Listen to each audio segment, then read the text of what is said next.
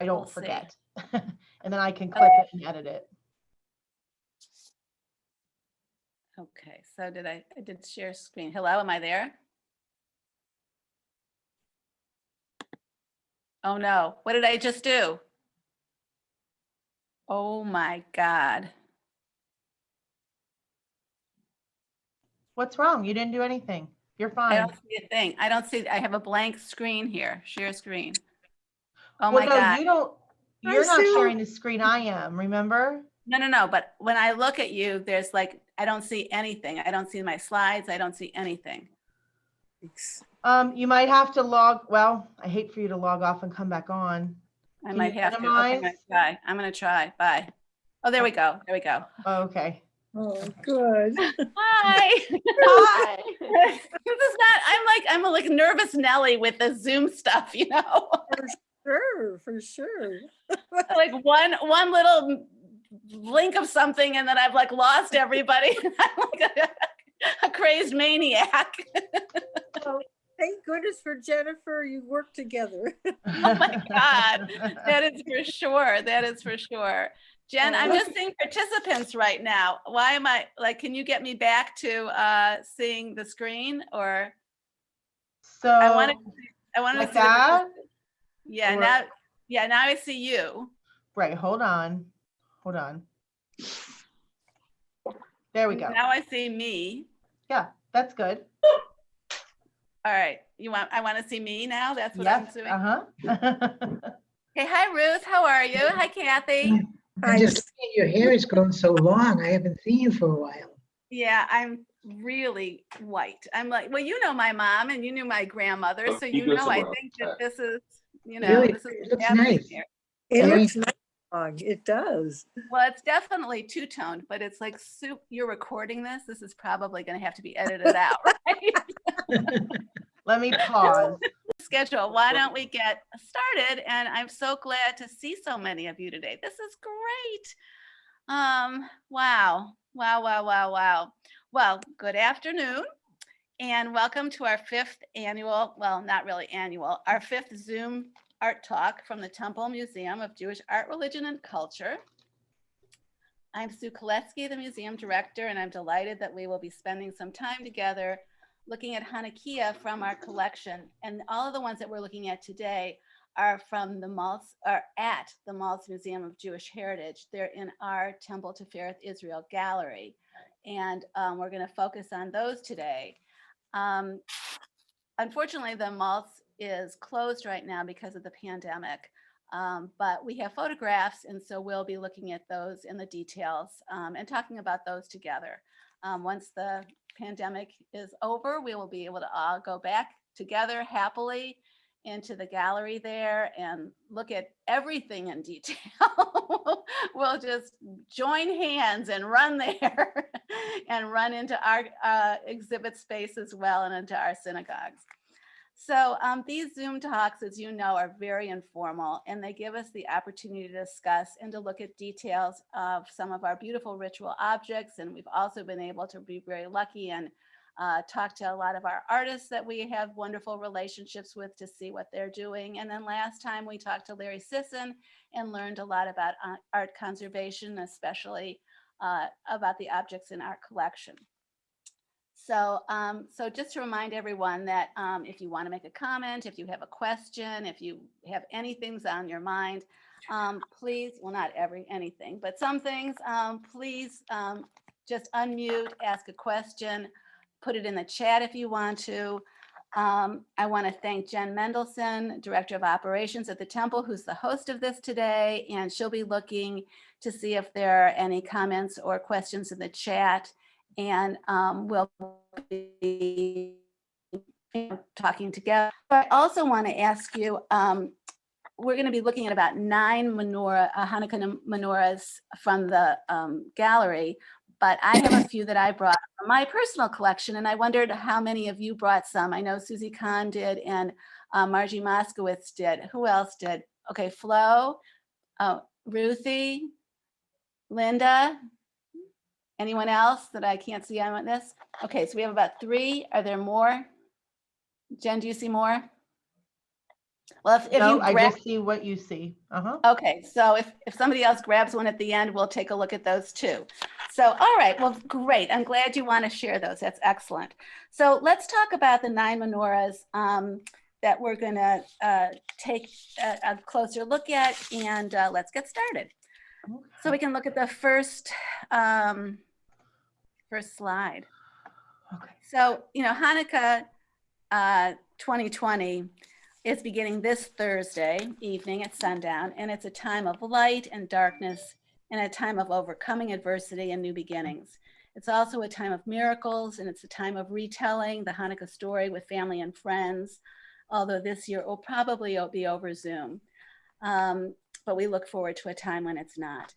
But one thing I think that Hanukkah this year will spiritually bring us together as a Jewish community, because we'll all be lighting the Hanukkah candles, no matter where we are, at our own individual homes, in other countries.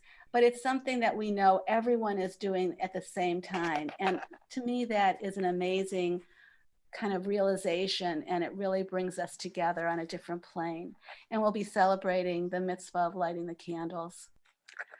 Anyone have a thought about that before we get started, or just the idea of it is something that is very, very heartwarming to me?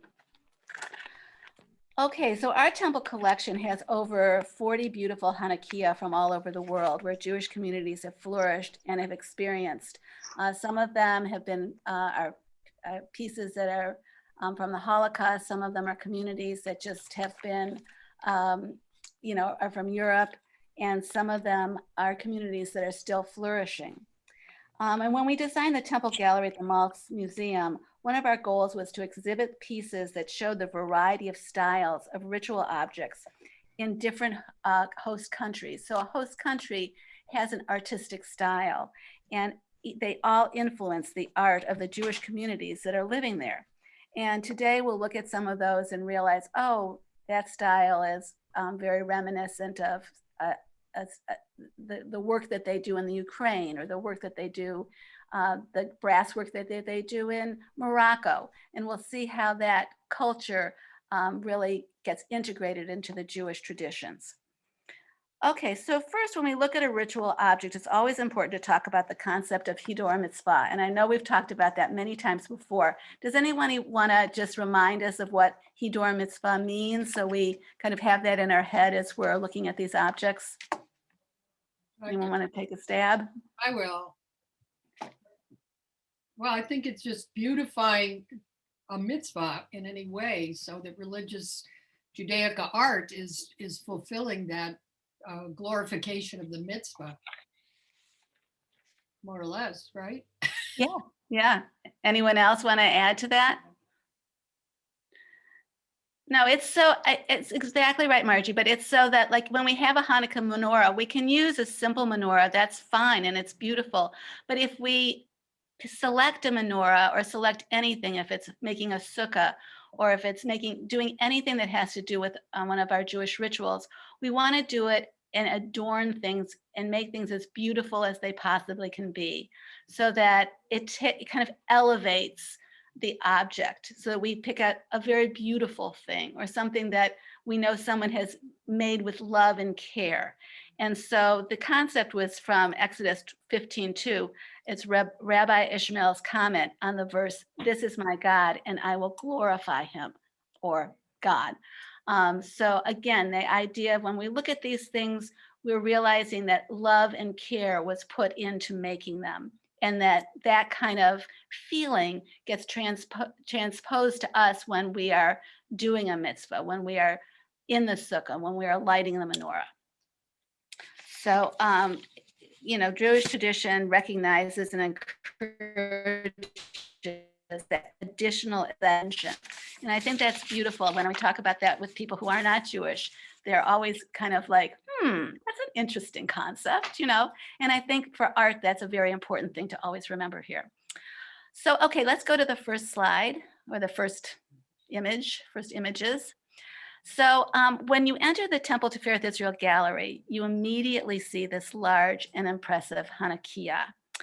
This piece was donated as a gift from Mr. and Mrs. Hyman Alprin in memory of their mother, Fanny Spiro, from 1870 to 1932. And that dedication is right on the on the base there. It's engraved in. It was accessioned into the collection into 1950, and it was really one of the first pieces into the collection. It's 80 inches high and 59 inches wide, so it is very impressive. And when I put it there specifically right in the entrance because I felt it was a strong symbol of Judaism and one that the Jewish community would identify with, and also the community at large is very familiar with Hanukkah and with Hanukkah lamps. So I thought this would be something that we could talk about right away. This was made in Central and Eastern Europe, or Eastern Europe prior to World War II. And it's made of brass or some kind of a copper alloy. So let's look at this. What do you see? You can unmute yourselves. I see a bird at the top instead of a candle holder. Good. All right. That's really very excellent. And it's true. Two things you mentioned there. One, it's a very large bird and it's an eagle. And we think that it is actually the symbol of Poland, that eagle. I've seen this on a few other very large lamps, but only one other actually. The way that this lamp is constructed is it literally comes apart. So you can see there are pieces that the branches fit into kind of holes in the base. And the base is like one piece that goes, like one rod goes all the way up the top of it. And at the top, it connects, it literally, screws on the top. And at one point, Candy, just like what you thought, I thought, oh, maybe that's where the shamash goes. But nope, for some reason, this Hanukkiyot, we've looked all over and there really isn't another place for another hole for another branch to come out towards us. So I was asking some of the rabbis about this and they said that, and also reading books, and they said that a person can be a shamash.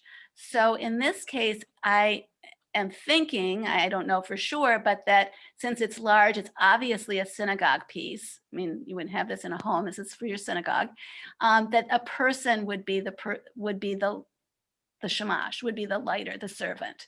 And these are there are 8 places for candles, or for probably it wasn't. You can use candles, but you can also use oil and wicks. What other things do you see? 2 lions, which I guess symbolize the lions of Judah.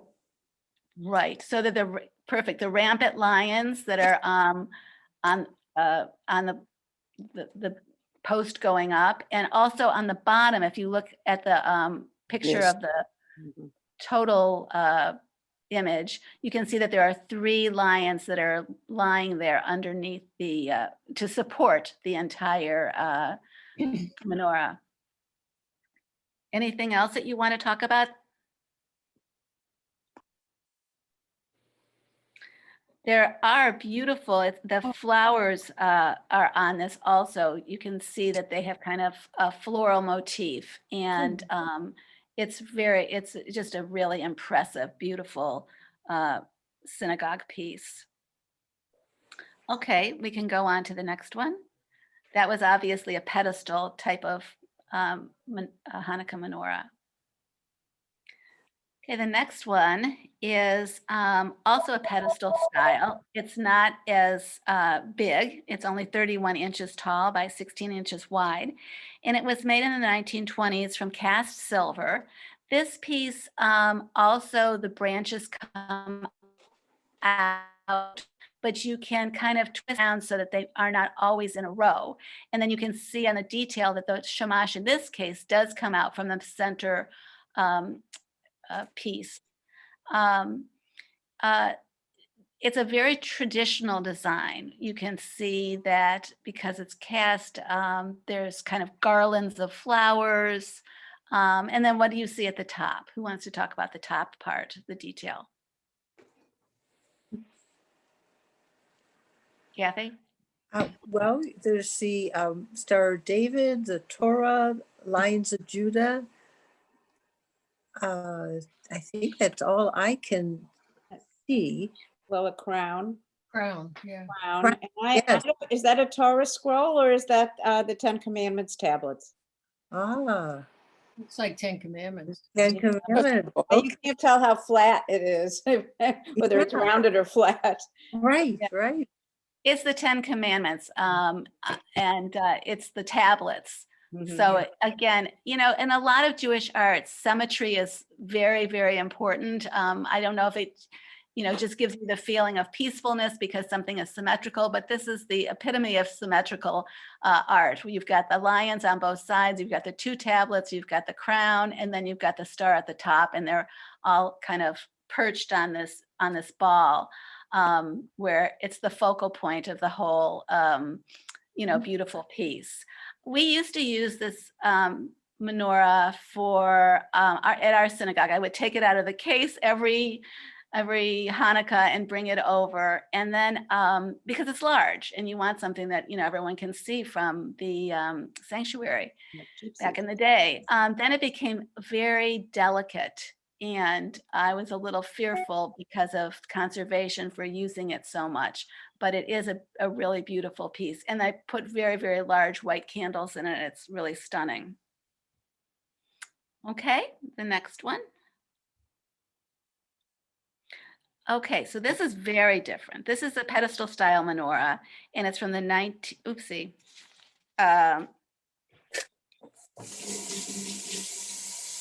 sorry, I'm talking about the wrong thing here. Okay, so this is a bench style menorah, and bench means that the menorah has a base and it sits on a table or a windowsill.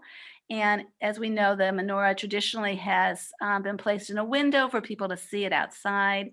And this piece was gifted to the museum by Arthur and Leo Friedman.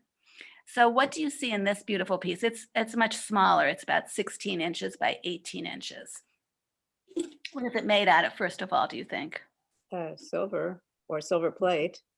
Mm-hmm. Silver wire, actually, silver wire. And the silver wire is all bent into beautiful shapes and has like little globs of silver at the ends to create what's called filigree. So this is very delicate work. What shapes do you see when you look at it? There's some definite shapes in this. Looks like a crown at the top again. Mm-hmm. And this Yeah. one actually is gilded. If you look at it, it has a little bit of a gold cast to it. So that was, washed with a gold wash and then soldered back onto the silver. Shapes look very organic from nature to me. The shapes look like hearts. Yes, I thought they looked like hearts. Mhm. But they're Exactly. like a frond, and then berries or grapes. Not grapes, but something like that. Fruit. Foliage and beads or seeds or. It could be beads. Yeah.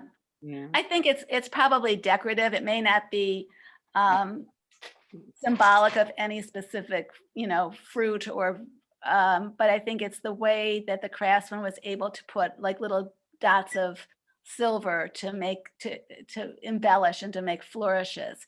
If you look, there are also two, it's a little hard to see because it's three-dimensional, but there are two columns on the sides.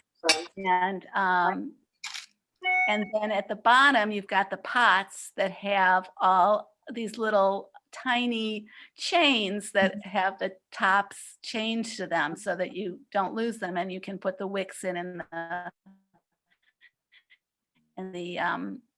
it looks like there are three silver kind of cartouche areas, and maybe this was going to be dedicated to someone, and it wasn't. Those are blank for us, but I have seen this type of Hanukkah lamp in books.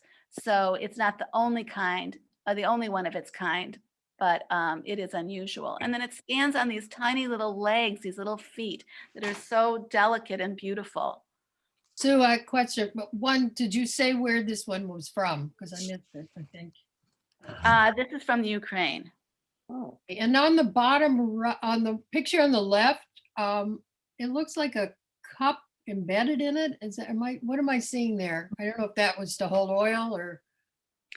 There are 8 of those to hold oil, all those cups. And then But this then one right below the cup on Those the, are the cartouche. oh, that's like a cartouche. Yeah, what it is. but it doesn't have anything on it. Okay, Yeah. Okay, so very different style. How about going to the next one?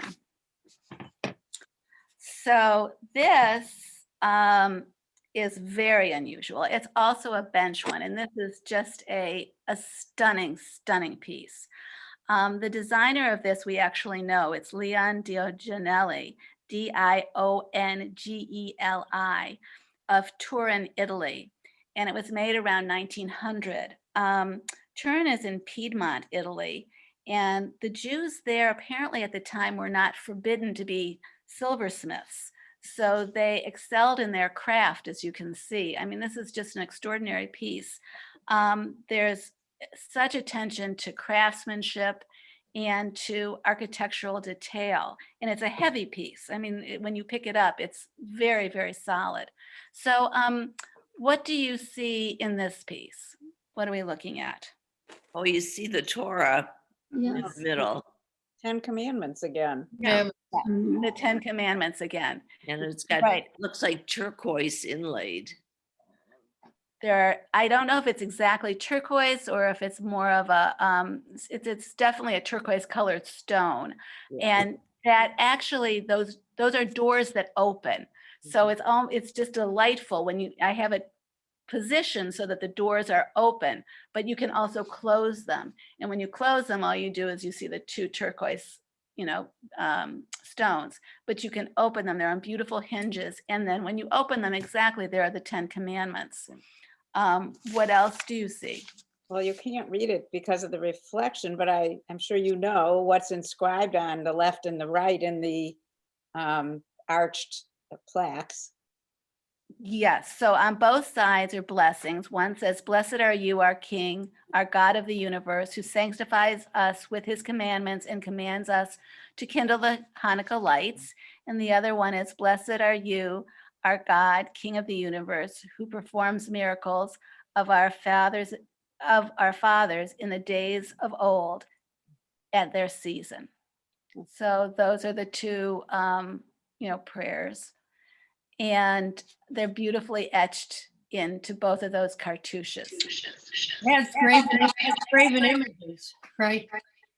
It That's got does. graven images. Yeah. Moses on the right, I think, right, holding the tablets, and I'm trying to Yes. figure out who's on the left. First, on I the thought it was someone holding a harp, but then I don't know what's in the right hand. I don't know. Margie, you're right. On the very far right is David holding the Oh. harp. Oh, the harp, okay. And then if you move left, you're absolutely right.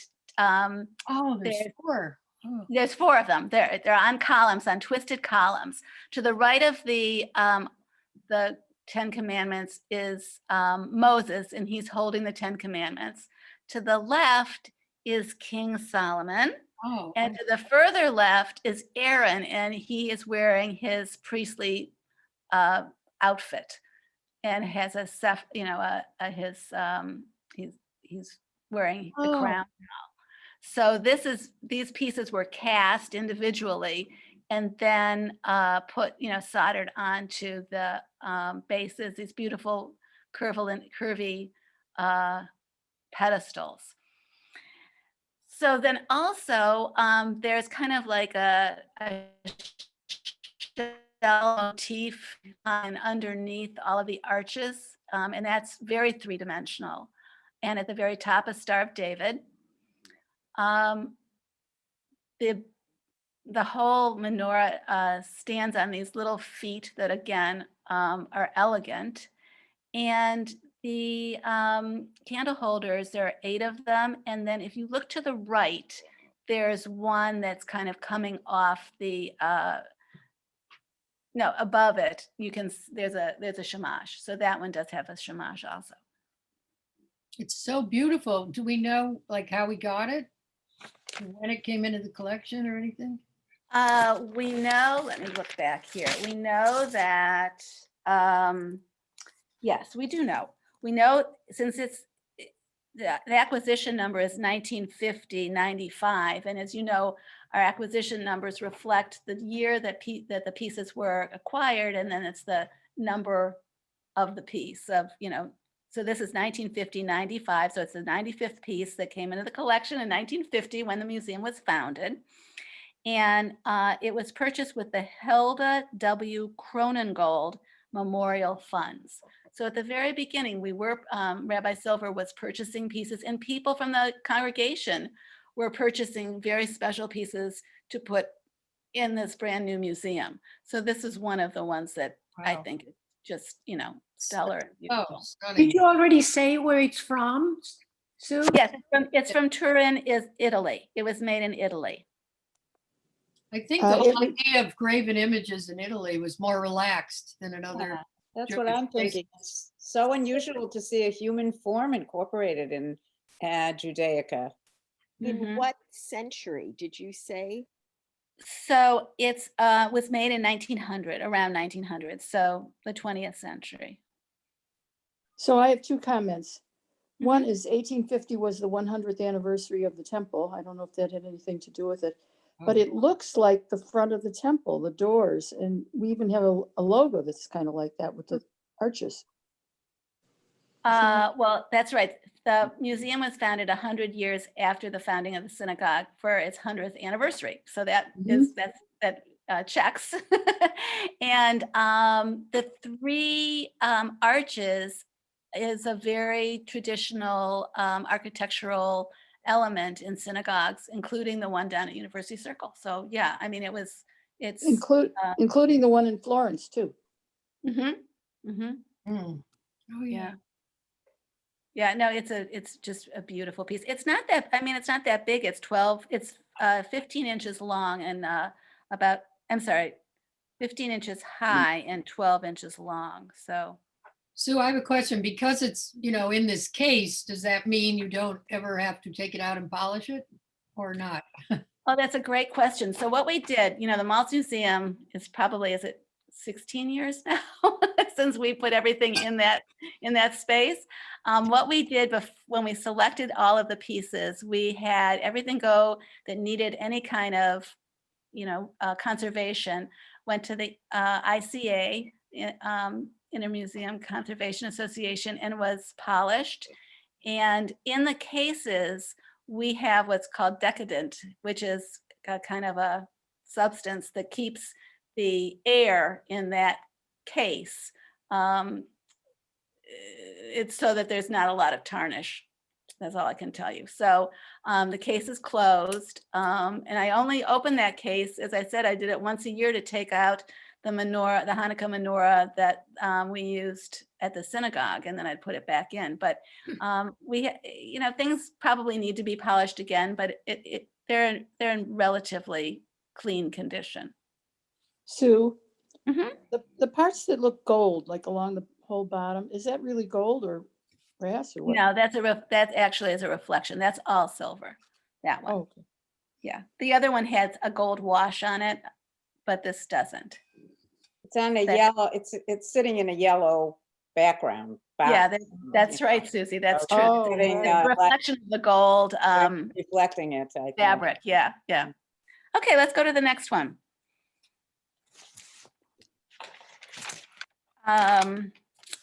1 second. Okay. My computer is, hold on. Okay. You see that? You see it? Thank you, Jen.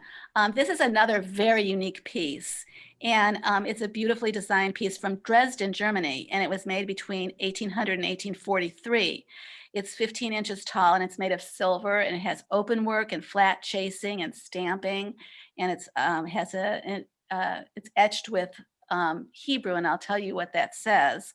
And what's really unusual about it, and I don't know if I've ever been able to figure this out, is that you would think that, like we looked at before, we saw the rampant lions. These are foxes.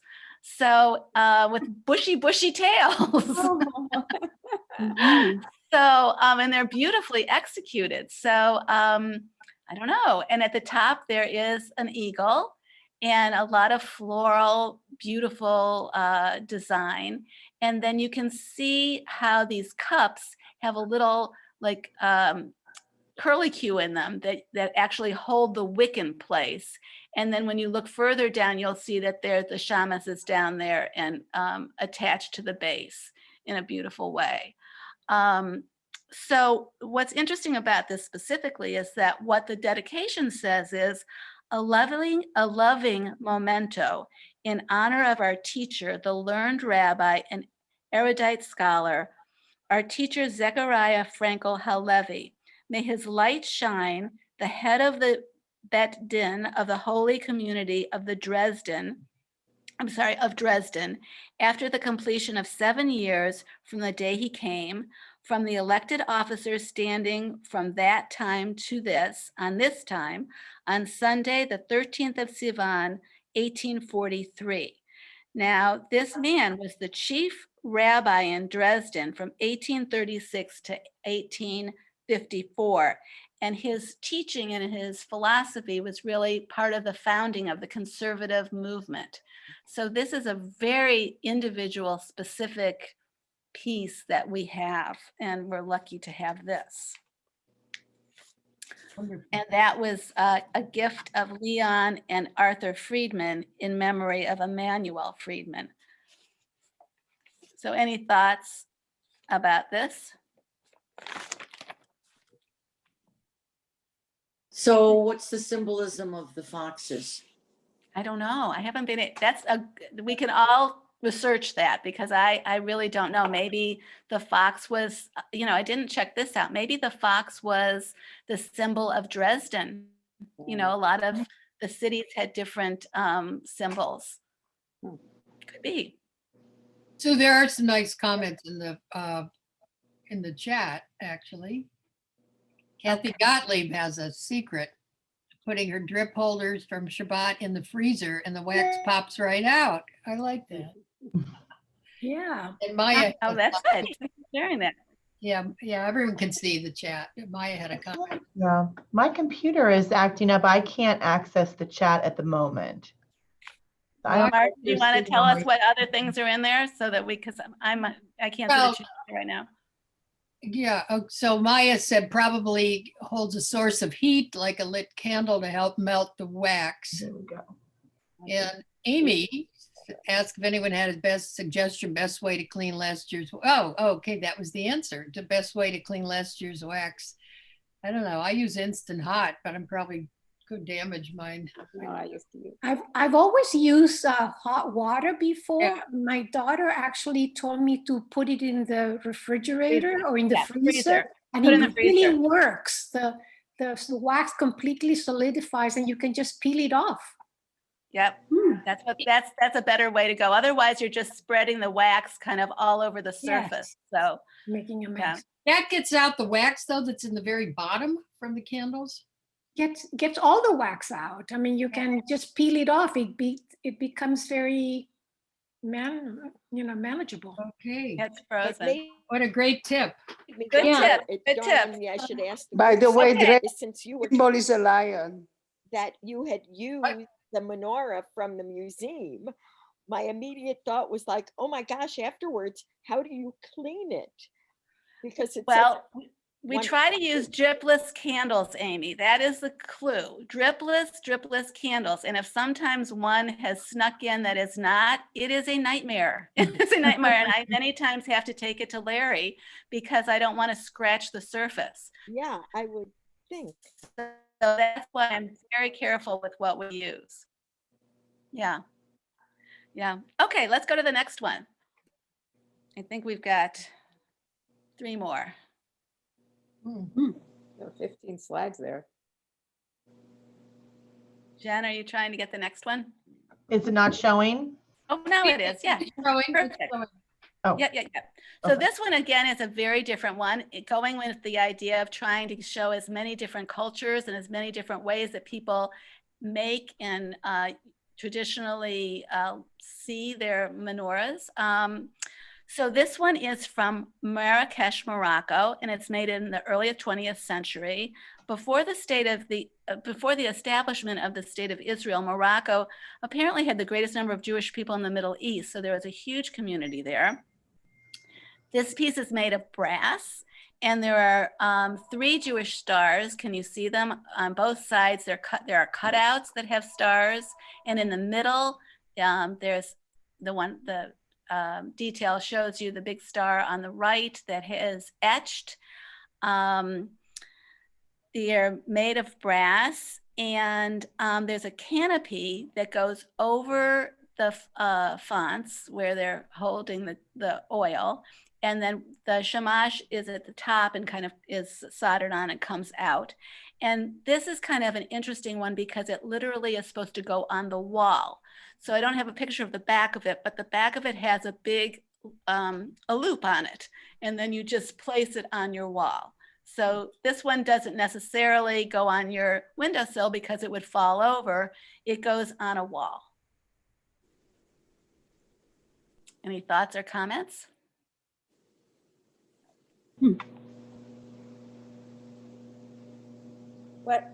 What is the bottom that looks like a mail slot?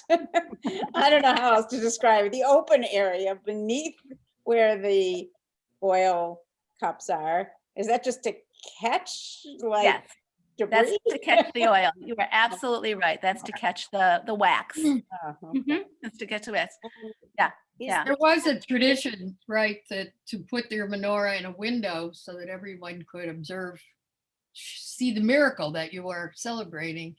I'm sure there were times in Jewish history that wouldn't have been a safe thing to do, but having it on a wall, you probably weren't doing that unless somebody could see it through a window, maybe. Yeah, or maybe the wall was close to the door or a window, but this is definitely on a wall. Sue, You know. did you mention that that canopy is likely to reflect the light, do you think? I think actually it might, now that we're talking about this, I wonder if this goes literally outside. And this would be a cover in case it rained or there was something. And it was on the outside wall. Yeah. Because the canopy is not aesthetically beautiful. I think it's clearly got a functional purpose. Yes, Amy, good questioning mind there, because I think that probably, it looks like it's an afterthought, no question. So it looks like it would probably be, maybe this family used it outdoors so that the wind wouldn't blow the candles, and so the elements wouldn't get on it. But yeah, interesting. Makes sense. Yeah. Okay, next one, because I want to get to yours too. Oh. It's amazing how much you can put in one case. So this one is called a Baal Shem Tov style menorah, a Hanukkiyot, and it's named after the founder of the Hasidic Jewish movement. It was made in 1850, and this is also silver filigreed, and this was made in the Ukraine. If you look in the middle, you can see that there's a little door that can open as well. And if that door was open, there would be the 10 Commandments behind that. Above it are beautiful little eagles. At the very top, there's an eagle with his open wings that I think is just so delicate and special. The flowers in the pots are very reminiscent of the piece that we have that's the miniature Torah ark that's in the middle of that room in the gallery. And that was also made in the Ukraine. That was made in Zhytomyr. I don't know if these, I'm not quite sure if they, they have anything to do with each other, but they are very similar in style. Then there are birds, and in this case, there are little jugs at the bottom where the oil is. And you can see here, there's something very special. Do you see that there are two, what would look like shamashes, one on each side that kind of come out? Those were used in the detail. You can see it kind of all looks together, but in the detail right under the planter, there's like a candlestick that's coming out, and there's another one on the other side. So obviously we have Shabbat during the week. So these candles could be, candles holders could be used for Shabbat as well as for being a shamash. And there's two doves, aren't there? Is that what they're? Two Pretty. birds. Yeah. Is this piece signed in any way? This piece is not signed to my note. No, it was given in honor of the birthday of Arthur Feldman, but I don't know. No, we don't, a lot of them aren't signed. I feel lucky that we know at least one of the artists, but no, I don't know. It's not really big. It's 11 inches by 13 inches. Okay, let's go to the next one. That was a beauty. And this one is very thematic. It is very, there's a lot of lions in this one. This is like a tribute to the Lion of Judah. It was made in Hanau, Germany. And there's a beautiful crown, and look at the lions. And the things that are the most just beautiful about this is that each of those lions' heads has a hinge and flips back. And that's where you put the oil in, and then the wick comes out, that little nozzle that is really kind of like a snout. And then there are lions that are on both of the, the columns in the front. And then, of course, they are rampant lions in the middle. There's a beautiful crown, and you can see the delicate work that was that the craftsman did. And in this case, there are, this came to us with these two shamashes, but I think maybe one, I don't know why there are two, quite honestly, but there are two, and they both have lions on them. Okay. And then the last piece is kind of interesting. So this piece is a traveling menorah, and you can see that you take off each of those branches, and there are little cups. We have two of the cups that fell off, and we haven't put them on yet. I have them in storage. But the story is that basically this woman came to me. Her name is Carol Shield, and she called me and she said, I have this menorah that my grandfather in Toronto had. We're not Jewish. And it's an odd story, but a beautiful story, where he got this from a family who he rescued. So he lived in England and had a little boat. And during the Battle of Dunkirk, many people from England obviously went to Dunkirk, France, to rescue people. And he rescued a family of Russian people, a father, a mother, and two children. And the father was a rabbi and was clutching a Torah scroll under his clothes.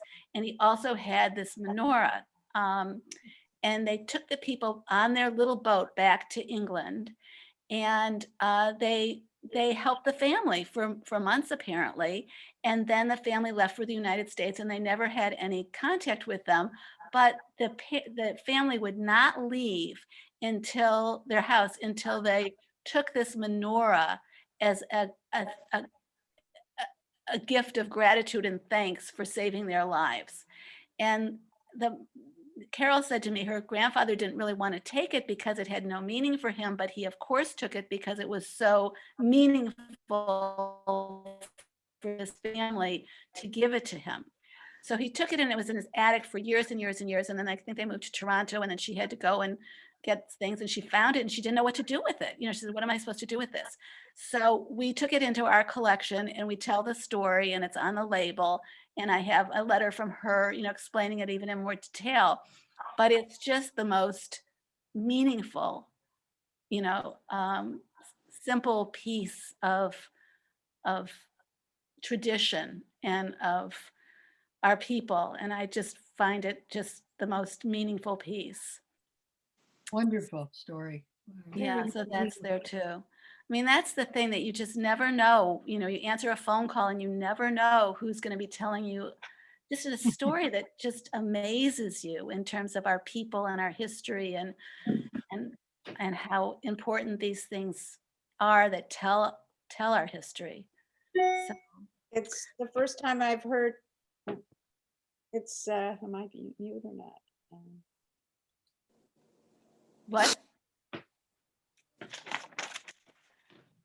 So on that, let's go to the next piece, which is just, let's share our pieces. So real quick, I'm going to just show you a few things from my collection.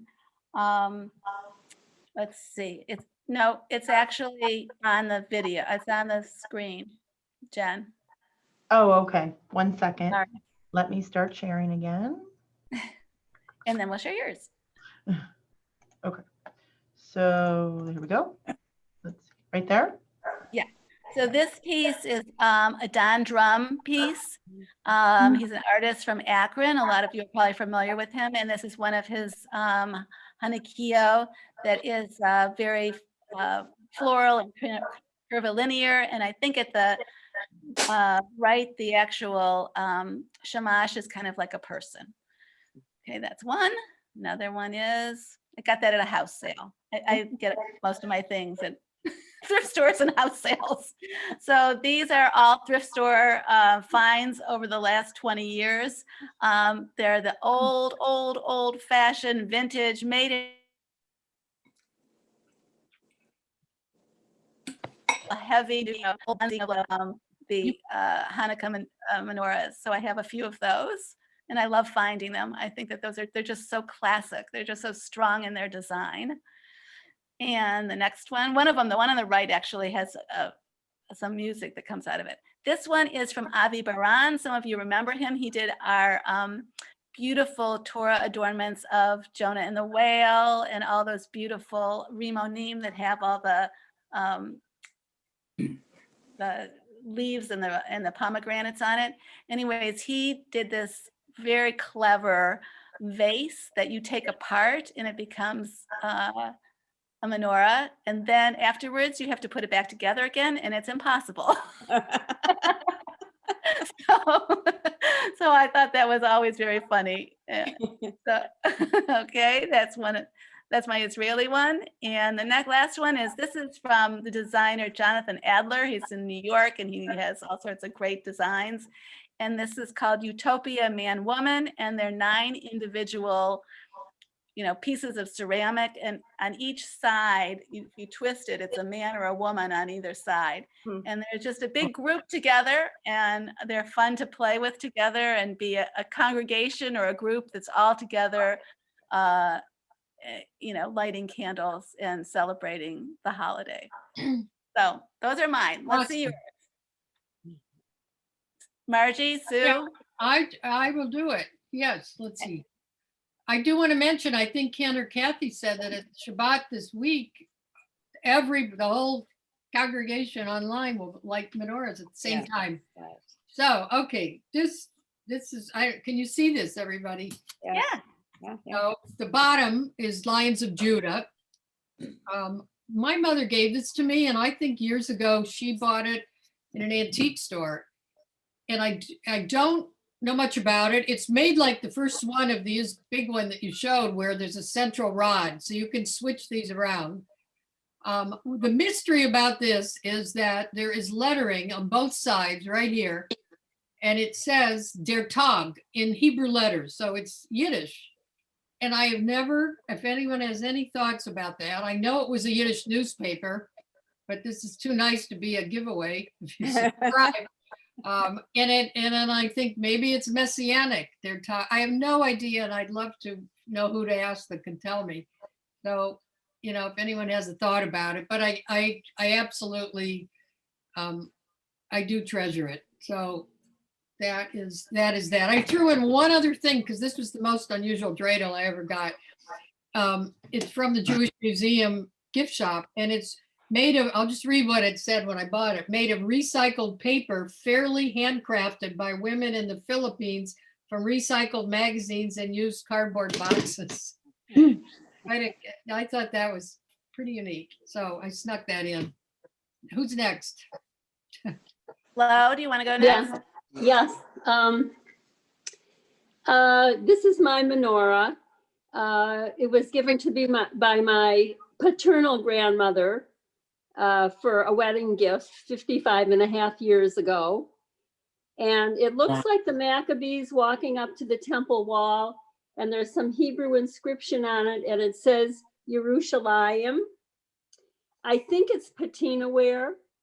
And when she gave it to me all those years ago, she said, I hope you will remember me by this. And I do. So it's special to me. It's beautiful. It gives me the feeling of the ones that are made in Israel. The one that I was collecting too. It's heavy. Does it say made in Israel on the bottom? I'm just looking at the bottom here. Yes, it says made in Israel. It says made in Israel. Nice, beautiful. Thank and you. Susie? Yeah, well, mine is heavy. I don't know if you can tell, but I'm going to have to stand up. I think it's quite large. It's like, oh wow. Well, it kind of goes from my belly button to my chin, but I'm not very tall.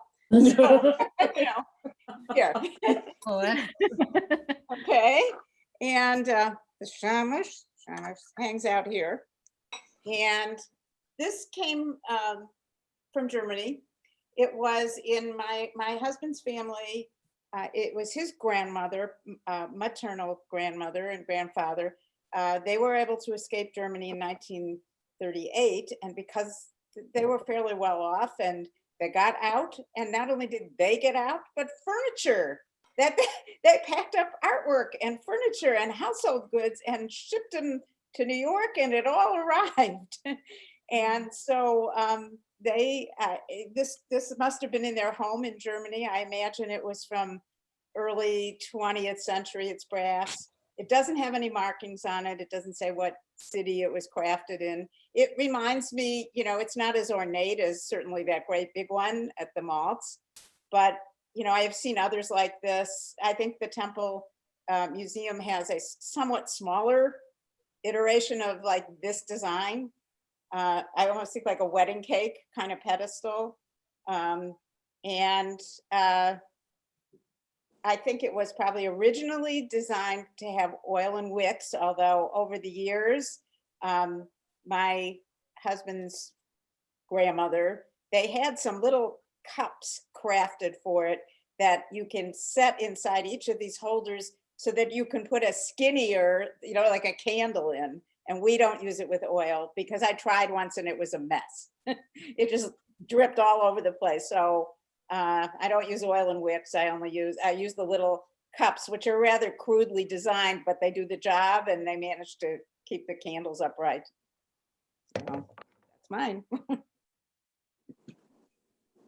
Did anyone else? Susie, thank you. That's quite a story. It's quite a story that things came and that they were able to get they here. got their household goods out. Right, and thank God they were safe. I have something interesting to share. I don't have a very artsy menorah. Mine's from Bed Bath & Beyond, but I did have something interesting to share from our trip to Israel that I knew of this and actually sought it out. And maybe a lot of you know this already, but you know, the dreidel, Nes Gadol Haya Sham, a great miracle happened there.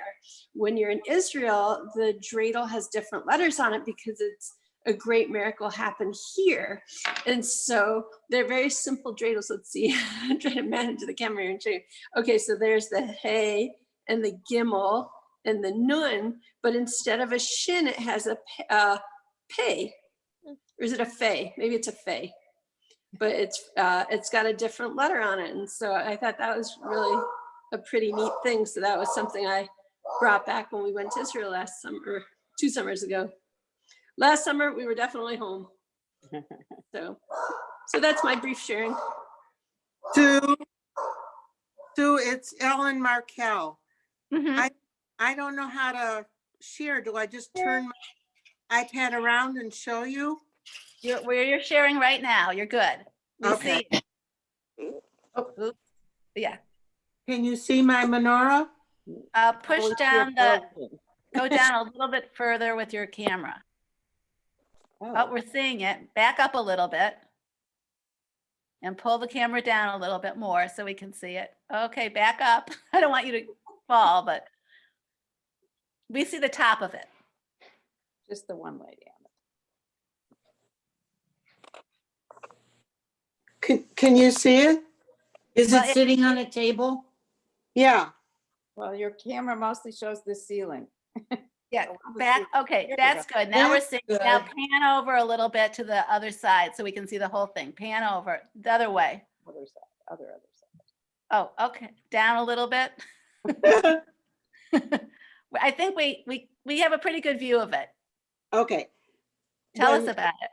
When my daughter was little, she's an artist, and I got her art lessons from a lady called Mrs. Silverbach.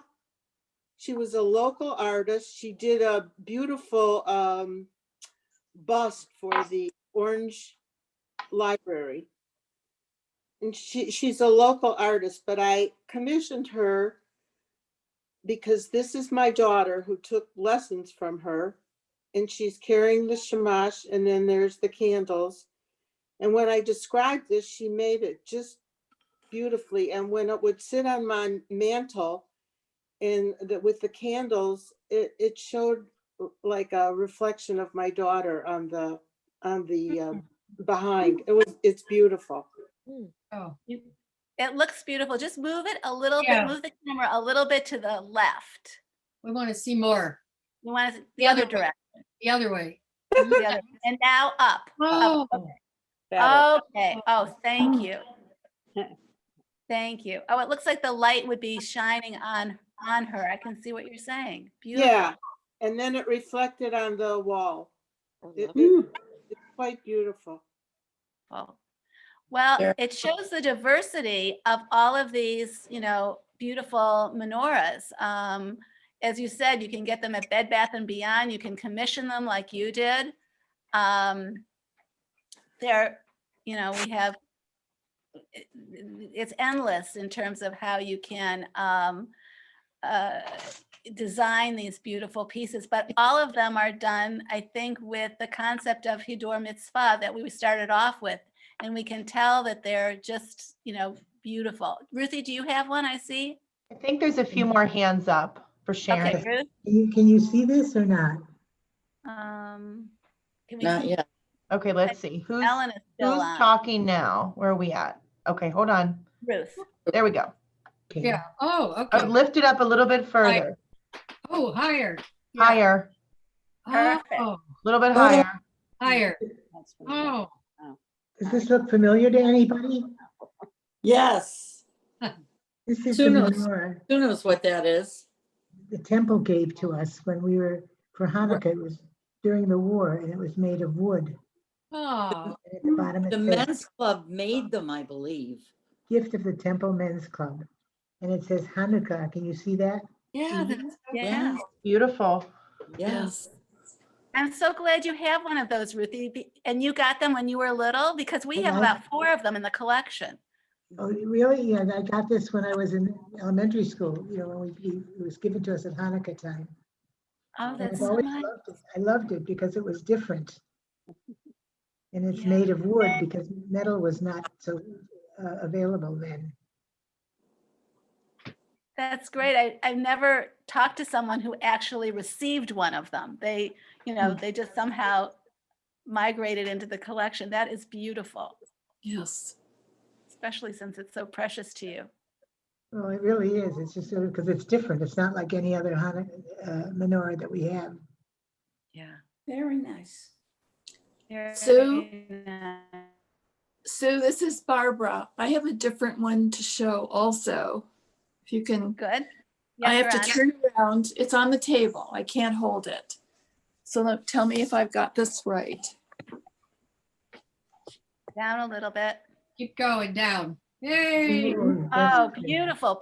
Down a little bit more. Perfect. This is from the Spiritus Institute gift shop in Chicago. When Tom and I were joining Judaism and the temple, we selected this. It's pewter. The artist is a woman whose name I don't remember, but I have it written down somewhere. Beautiful. Beautiful. Individual? They're all individual. They're pieces of pewter. Beautiful, beautiful. Beautiful. And it's also beautiful to have those special candles. I mean, again, everything selected with care and with thoughtfulness. It's just really, really beautiful. Sue, our conversation, maybe I'm a little late to coming to this connection, with the prohibition against creating human images, which would glorify people. The focus in Judaism is on the deed, which I think seems so lovely and fitting. Yes, it goes right into the idea of doing a mitzvah, of lighting the candles, the beautification and the glorification of the deed and not the individual. Yeah. Which lovely. is enlightening. Yeah. Maya? Hi, my name is Maya, and I have two Hanukkiyot that I want to show. I hope you can see them. One is, just a second. Oh, bad. I lost you just now. Yeah. Okay, so. Wait, we need. Okay. So how do I? Hold on 1 second. There we go. So here is the traveling Hanukkah that my parents bought. They got married in 1940 in Croatia, in Zagreb. And this was a traveling menorah. As you see, the shamash is lost, but they carried them, this Hanukkah, from Zagreb to Budapest, from Budapest to Israel, and I carried it now to the United States. I tried to replace the shamash and I lost it again. So I have another job to find. And as you see, it's teeny tiny. So I have to be very careful to find the fitting size of candles, but that's one. And the other one is a contemporary one. It's pretty tarnished. Let me see, how do I get it here? It's from Hatzor Film, and it's a silver, and my husband received it as a thank you gift for treating a patient. And as I said, it needs good tarnishing. I don't know if you can see it, probably not. Not the way it does. Hang on. Where does it say it's from, Maya? Is that a city in Israel or what? Hatzor Film is a kibbutz which is halfway, it's not far from Lud, on the way to Jerusalem, and they have a big factory called Hatzor Film, and they have beautiful silver things. Unfortunately, as you see, this needs tender loving care, which I didn't provide. All it has is a little flame just behind the shamash, and then some decoration on the bottom. It's a lovely one, and the most important part is just to remember that why my husband received it as a gift. So these are my Hanukkiyot in Israel. I used to have many of them, but I didn't bring them here. End of story. Well, the traveling one and the one you just showed us are so precious. Again, these are stories that we will tell our children and grandchildren. They're part of our heritage, and they're beautiful, really beautiful. Anyone else? You know, I want to mention one thing, because we talked about the different letters on the dreidel. which I know Jimena was also with me in Spain and Portugal. I can't find it right now, but they used the crypto Jews, you know, the Marranos, they used Latin letters on their dreidel, and it became a game. This is in Portugal that everybody played. They still play it Christmas Eve. They spin it, and all the letters are, you know, in the regular our alphabet, Latin letters. So that was really interesting. It caught on, and I don't know if anyone. I have one. Oh yeah, Candy, you were there. Do you have? Yeah, you have. Yes. Can you see it? Yes. Let's see it. I'm holding it up now. Yes. Yes. That's it. But Right. I have to find mine. But Right. it's popular. We bought these in a regular store, not a Jewish store. Yeah, I have a couple of them Yeah, too. too. Yes. Yeah. I forgot. We have at least 4. We're on that trip or more. Right. Yeah. Good. Good. I mean, that's nice to remember how creative they were to maintain Judaism and figure out a way to hide it too. Sue? Yes, yes. So it intrigues me that those Hanukkah that came from Eastern Europe or Austria, Poland, Germany, from the early part of, let's say, the 20th century or the last part of the 19th, the incorporation of those eagles at the top, which I would love to know whether there was an actual Jewish symbolism with them. Part of me thinks that it was a nod to the country that these were produced in, because most of those countries used eagles on their insignia, their flags or something, and that it was a way of being, if you will, patriotic or, that kind of thing. But, maybe I'm totally wrong and it had a Jewish symbolism and that's why it got the place of honor. I don't know. I bet you're right, because the ketubot had similar, right, Sue? Do they also have eagles at the top? Well, they had certain things that were part of the national symbol. Yes, Similar, like your concept that you're saying. Right, and that shows that the Jews were kind of like in their host country, and it integrated into their society. I think you have the point there. So yes. I mean, in a way, it's sort of an insurance policy. Don't stir up the natives. Pay a little tribute to the nation that's not terribly accepting of you. Yeah, there's a very well-known one that actually is at the Jewish Museum. The Jewish Museum has a gigantic collection of menorahs, but there's one that has that's contemporary, that has Jewish, the American eagles and flags, but is definitely a menorah. So it bridges both sides. Yeah, very interesting. Well, are there any others? If not, I don't want to leave because I like being with all of you. It feels so comfortable and nice. There's nothing else in the chat, just to confirm. Okay, thanks, Jen. Well, I want to wish you all, and Margie, you can chime in, that we want to wish you a very healthy and happy Hanukkah and one filled with joy. And I hope that you can feel like you're with family and friends if you physically aren't, but that you still have that feeling. And maybe that's through Zoom or whatever. But this is a time of being together. So it was great to see everyone. Margie, do you want to say anything? I want to thank you, Sue, for sharing those absolutely gorgeous Hanukkiyot with us. It was wonderful. When you see them all in a case, you don't exactly focus. And you really gave us a close up on those beautiful Hanukkiyot. Thank you. You're welcome. This was wonderful. Thank you. Very nice program. Thank you. Thank you, Thank everybody. you all for being here. Thank you. Thank you. Bye-bye.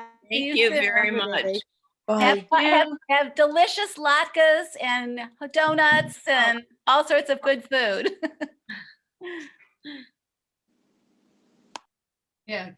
Joe Nathan's latke recipe. Did anyone see that in the Times Wednesday? You have it in her book, probably. I have like 2 of her. Well, cookbooks. she came up with a recipe that is nothing but potatoes. No egg, no. She bakes potatoes and then grates and makes like rusty, some other like sort of Yeah. Swiss way of doing it. I'm sure you saw it. It's in the Wednesday New York Times. Special. I think it might be a new thing. Do you have to use oil to fry them? That's the big question. That you must do. That's key. And then she serves it with lox and creme fraiche or sour cream and a sprig of dill. It looked actually wonderful. Whose recipe was that? Joe Nathan. Joe Nathan it was in the Oh, Times okay. Wednesday. You have it, Ruth. 'cause you Yeah, get- I probably missed it. I'll Yeah, take get it. it online. I'll have to go and look at it. Yeah. Yeah. Okay, I'm signing off. Shalom, everybody. Shalom, everyone. Hello. Happy Friday. everyone. Have a happy Hanukkah. Have a happy Hanukkah. Happy Hanukkah. Bye now. Thank you for being here. Jen, are you still on? I'm still on, but I had to start another meeting with Rabbi Dadoon, so I'm on my phone with them and I'm on with you on the desktop. I just wanted to thank you. I'm going to Oh, sign you're out. so Thank welcome. you so much, and you can cut the beginning and end if you need to. But I Oh, of appreciate course. it. Well, we'll send it to Patty tonight or tomorrow and she'll cut it. Okay, thank She'll you edit it. so much. Thank you so much. No, it was really lovely. It was lovely. And I love that everyone shared and I was trying to spotlight everyone. So I think I got everyone. You did a great job. That was not an easy one because you had to keep, it was Right.